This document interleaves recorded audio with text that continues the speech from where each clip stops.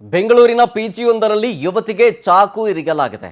ತನಗೆ ಮದುವೆ ಆಗಿದ್ರೂ ಕೂಡ ಆ ಯುವತಿಗೆ ಒತ್ತಾಯಪೂರ್ವಕವಾಗಿ ಲೈಂಗಿಕ ಹಿಂಸೆಯನ್ನ ಕೊಟ್ಟು ಒತ್ತಾಯಪೂರ್ವಕವಾಗಿ ನನ್ನ ಜೊತೆಗೆ ಬಾ ಸಹಕರಿಸುವಂತೆಲ್ಲ ಹೇಳಿಬಿಟ್ಟು ಸಹಕರಿಸದ ಕಾರಣದಿಂದಾಗಿ ಯುವತಿಗೆ ಚಾಕು ಇರಿದು ಬಿಟ್ಟಿದ್ದಾನೆ. ತನಗೆ ಮದುವೆ ಆಗಿದ್ರು ಯುವತಿಯ ಜೊತೆ ಸಂಬಂಧಕ್ಕೆ ಒತ್ತಾಯ ಮಾಡಿದ್ದಾನೆ. ಇದು ಕೊಪ್ಪಲಿಲ್ಲ ಅಂತ ಹೇಳಿ ಯುವತಿಯನ್ನ ಕೊಲೆ ಮಾಡಬೇಕು ಅಂತ ಮುಂದಾಗಿದ್ದಾನೆ. ಎಲ್ಲಿ ಗೊತ್ತಾಗಿರೋದು ಇದು ಬೆಂಗಳೂರಿನ ವೈಟ್ಫೀಲ್ಡ್ನಲ್ಲಿ ಕೋ ಲಿವಿಂಗ್ ಪಿಜಿಯಲ್ಲಿ ಯುವತಿ ಮತ್ತು ಬಾಬು ಅನ್ನುವಂಥ ವ್ಯಕ್ತಿ ವಾಸವಾಗಿದ್ರು. ಗಾಯಾಳು ಯುವತಿಗೆ ಖಾಸಗಿ ಆಸ್ಪತ್ರೆಯಲ್ಲಿ ಚಿಕಿತ್ಸೆ ಕೊಡಿಸಲಾಗ್ತಾ ಇದೆ. ಜೊತೆಗೆ ಆರೋಪಿ ಬಾಬು ಇದನ್ನ ವೈಟ್ಫೀಲ್ಡ್ ಪೊಲೀಸರು ಅರೆಸ್ಟ್ ಮಾಡಿದ್ದಾರೆ. ಚಾಕು ಇರಿತಕ್ಕೆ ಒಳಗಾಗದಂತಹ ಯುವತಿಗೆ ಕೇವಲ 24 ವರ್ಷ ವಯಸ್ಸು. ಬ್ಯಾಂಕ್ನಲ್ಲೆಲ್ಲೋ ಕೆಲಸ ಮಾಡ್ತಾ ಇದ್ರಂತೆ. ಇನ್ನು ಈ ಬಾಬು ಅನ್ನೋನು ಇಂಜಿನಿಯರ್ ಆಗಿದ್ದಂತೆ. ಇವನಿಗೆ ಮದುವೆನೂ ಆಗಿದೆ, ಮಗುನೂ ಆಗಿದೆ. ಇವನೇನೆ ಬಾಬು ಅಂತ. ಇವನಿಗೆ ಮದುವೆನೂ ಆಗಿದೆ, ಜೊತೆಗೆ ಮಗು ಕೂಡ ಇದೆ. ಆಮೇಲೆ ಇವನು ಸಪ್ರೇಟಾಗೇನೋ ಬೆಂಗಳೂರಿನಲ್ಲಿ ವೈಟ್ಫೀಲ್ಡ್ನಲ್ಲಿ ಪಿ ಜಿಲಿ ವಾಸ ಇದ್ದ ಇವನು. 2 ತಿಂಗಳ ಹಿಂದೆ ಅಷ್ಟೇ ಅದೇ ಪಿ ಜಿ, ಅದು ಕೋ ಲಿವಿಂಗ್ ಪಿ ಜಿ ಅಂತೆ, ಅಂದರೆ ಹುಡುಗರು ಹುಡುಗಿರು ಇರ್ಬೋದು ಅಂತ. ಕೋ ಲಿವಿಂಗ್ ಪಿ ಜಿ 2 ತಿಂಗಳ ಹಿಂದೆ ಅದೇ ಪಿ ಜಿಗೆ ಆ ಯುವತಿ ಬಂದು ಪರಿಚಯ ಆಗಿರ್ತಾಳೆ, ನಂಬರ್ ಎಕ್ಸ್ಚೇಂಜ್ ಆಗಿರುತ್ತೆ. ಹೀಗೆ 3 ಡೇಸ್ ಬ್ಯಾಕ್ ಲೈಂಗಿಕ ಕ್ರಿಯೆಗೆ ಪೀಡಿಸ್ತಾ ಇದ್ದಂತೆ ಆರೋಪಿ. ಇದು ಕೊಪ್ಪಲಿಲ್ಲ ಅಂತ ಹೇಳಿ ಖಾಸಗಿ ಫೋಟೋ ಇಟ್ಕೊಂಡು ಬ್ಲ್ಯಾಕ್ ಮೇಲ್ ಮಾಡೋಕ್ಕೆ ಮುಂದಾಗಿ 70,000 ರೂಪಾಯಿ ಹಣಕ್ಕೂ ಬೇಡಿಕೆ ಇಟ್ಟಿದ್ದಂತೆ. ಹಾಗೆ ಕಡೆಗೆ ಸಹಕರಿಸಲಿಲ್ಲ ಅನ್ನೋ ಕಾರಣಕ್ಕೆ ಆ ಯುವತಿಗೆ ಚಾಕು ಇರಿದು ಬಿಟ್ಟಿದ್ದಾನೆ. ಈಗ ಈತನನ್ನು ಪೊಲೀಸರು ಅರೆಸ್ಟ್ ಮಾಡಿದ್ದಾರೆ. ಚಾಕು ಇರಿತಕ್ಕೊಳಗಾದಂತಹ ಯುವತಿ ಆಸ್ಪತ್ರೆಯಲ್ಲಿ ಟ್ರೀಟ್ಮೆಂಟ್ ತಗೋತಾ ಇದ್ದಾರೆ. ಲಿವಿಂಗ್ ಸ್ಪೇಸ್ ಅದು ಪಿ ಜಿ ಇತ್ತು. ಇದರಲ್ಲಿ ಒಂದು 24 ಇಯರ್ಸ್ ಓಲ್ಡ್ ಲೇಡಿ ಏನಾದರೂ ಬ್ಯಾಂಕಲ್ಲಿ ಕೆಲಸ ಮಾಡಿಕೊಂಡು ವೆಸ್ಟ್ ಬೆಂಗಾಲ್ ಹುಡುಗಿ ಅವರು ಅಲ್ಲಿ ಜೀವನ ಮಾಡ್ತಾಯಿದ್ರು. ಸೊ ಇವರಿಗೆ ಒಂದು 3 ತಿಂಗಳ ಹಿಂದೆ ಕೋಲಿಂಗ್ ಅದೇ ಪಿ ಜಿನಲ್ಲಿ ಒಬ್ಬರು ಪರಿಚಯ ಆಗ್ತಾನೆ.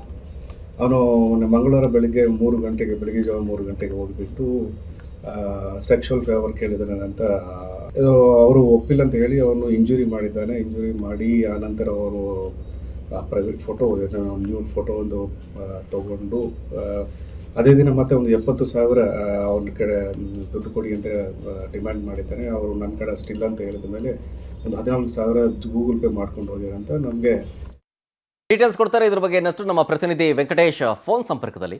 ವೆಂಕಟೇಶ್, ಈ ಕೇಸ್ ವಿಚಾರಕ್ಕೆ ಸಂಬಂಧಪಟ್ಟಂತೆ ಅರೆಸ್ಟ್ ಆಗಿದ್ದಾನಲ್ಲ ಬಾಬು, ಆತನ ಹಿನ್ನೆಲೆ ಏನು? ಆಂಧ್ರ ಪ್ರದೇಶದ ಈಗ ಸಾಫ್ಟ್ವೇರ್ ಇಂಜಿನಿಯರ್ ಆಗಿದ್ದ. ಕಳೆದ ಕೆಲವು ವರ್ಷಗಳ ಹಿಂದೆ ಕೂಡ ಬೆಂಗಳೂರಿಗೆ ಬಂದಿದ್ದ. ಬೆಂಗಳೂರಿನಲ್ಲಿ ಬಂದು ಈತ ವಾಸವಾಗಿದ್ದ. ಈ ವಾಸವಾಗಿದ್ದಂತ ಸಂದರ್ಭದಲ್ಲಿ ಅಲ್ಲೇ ಪಕ್ಕದಲ್ಲಿದ್ದಂತಹ ಒಂದು ಪಿ ಜಿ ಏನಿರುತ್ತೆ, ಆ ಪಿ ಜಿ ಸಮೀಪ ಒಂದು ಯುವತಿ ಪರಿಚಯ ಆಗ್ತಾಳೆ. ಅದಾದ ಬಳಿಕ ಎಲ್ಲರೂ ಕೂಡ ಒಂದೇ ಒಂದು ಪಿ ಜಿಯಲ್ಲಿ ಇರ್ತಾರೆ.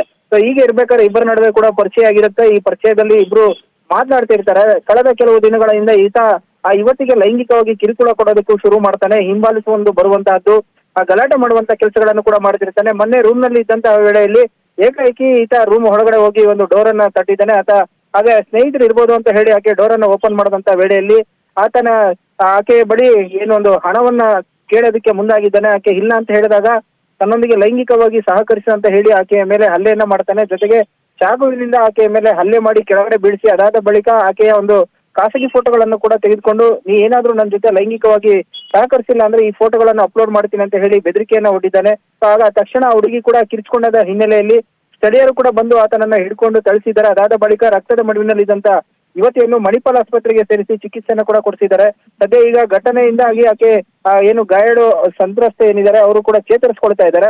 ಮತ್ತೆ ಈ ಆರೋಪಿಯನ್ನ ಪೊಲೀಸರು ವಶಕ್ಕೆ ಪಡೆದು ವಿಚಾರಣೆಯನ್ನ ಮಾಡಿದ್ದಾರೆ. ಜೊತೆಗೆ ಈತ ಕೂಡ ಒಂದು ದೂರನ್ನ ಕೊಟ್ಟಿರುವಂತಹದ್ದು, ಅಂದ್ರೆ ಈತ ಏನು ಸ್ಥಳೀಯರು ಬಂದು ಹಲ್ಲೆ ಮಾಡಿದ್ದಾರೆ ಅಂತ ಹೇಳಿ ಕೂಡ ಅವರ ವಿರುದ್ಧ ದೂರನ್ನ ಕೊಟ್ಟಿದ್ದಾನೆ. ಅಲ್ಲದೆ ಈಕೆ ಬಳಿ ಹಣವನ್ನು ಕೂಡ ಬೇರೆಯೊಬ್ಬರಿಗೆ ಟ್ರಾನ್ಸ್ಫರ್ ಮಾಡಿದಂತಹ ವಿಚಾರವು ಕೂಡ ಬೆಳಕಿಗೆ ಬಂದಿರುವಂತದ್ದು. ಶರತ್, ಓಕೆ, ಥ್ಯಾಂಕ್ ಯು ವೆಂಕಟೇಶ್ ಡೀಟೇಲ್ಸ್ಗಾಗಿ.